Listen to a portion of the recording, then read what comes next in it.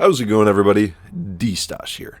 And today I got some breaking Halo Infinite news for you. Apparently, the Halo Infinite multiplayer will be free to play. Now, this isn't confirmed, but it was listed as free to play basically by Smith Toys. Smith Toys. Oh, my lisp is acting up. It's an Irish retailer, and they stated that the legendary Halo series returns with the most expansive Master Chief campaign yet and a groundbreaking free-to-play multiplayer experience. And these claims were backed up by previous Halo leaker Clobrily, who basically backed it up on Twitter.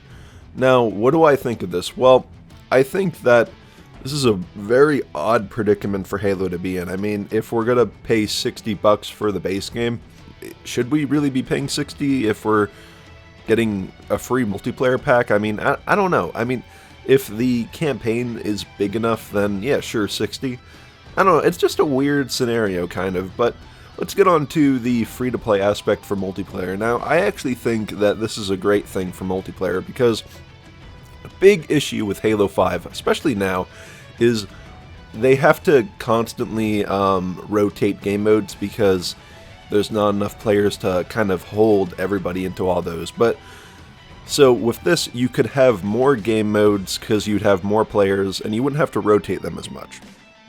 Now, that doesn't mean they won't rotate them. They probably will, because that's the whole games as service model nowadays. But yeah, I think that it would be great for the population, and a free-to-play experience, that'd be pretty cool. Get people into Halo, you don't have to pay a $60 price tag to get in. I think it's great, and I think a great example of this is Modern Warfare Warzone. Now, say what you will about Modern Warfare, but I actually really enjoy the game. There's a bit of a hacker problem, which is another thing I'll get into, but Warzone really allowed people to get into it. I mean, I think at one point there were like 60 million players playing, which is insane to me, but yeah, just having that open experience for everybody to jump into, it makes a very large community in a short amount of time, I think, and I think it'd be great. Now, the one issue that I do have is hackers. Now, as we've seen in Modern Warfare, hackers are a very big issue in the free-to-play space.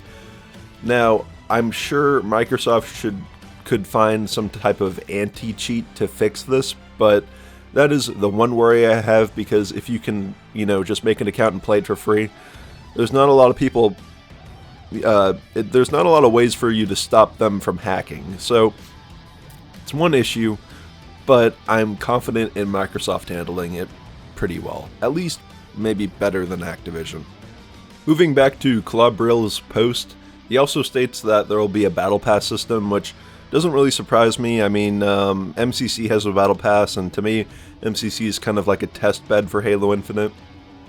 I wouldn't be surprised if it's maybe the exact same type of system where you unlock pages and then you get coins and you can kind of choose what you want from that page. I think that's a nice hybrid of Battle Pass and like the Halo Reach unlock system, and I think that'd be good for Halo Infinite. He also goes into customization options are completely new to Halo, so this could probably mean, we can maybe customize our boots or something now. Or maybe he's even talking about maybe skins or something. I'm not sure. Not a lot to go off here, so I'm going to move on. Now, I think a big thing here is that this leak also says that the Xbox Series X will be able to run Halo Infinite at 120 FPS. Now, if this is true, that would be insane to me. Now, a lot of you people probably think that, we don't really need 120 FPS, 60 FPS is fine, and I would be inclined to agree with you in a casual sense, basically like playing the campaign and just playing the multiplayer for fun.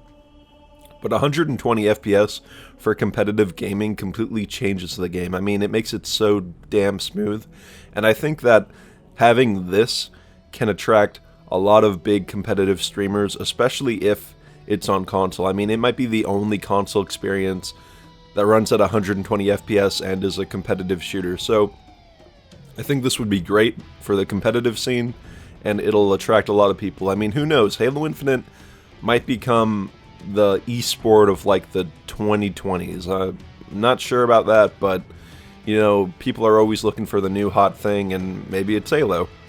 So yeah, basically these leaks are pretty interesting. I'm pretty happy with a lot of them if they become true. And yeah, so this was Destauch. If you guys have any thoughts on this, please leave them in the comments. And if you liked the video, please like it. And if you really liked it, try subscribing. This was Destauch, and I'll see you in the next one. Destauch out.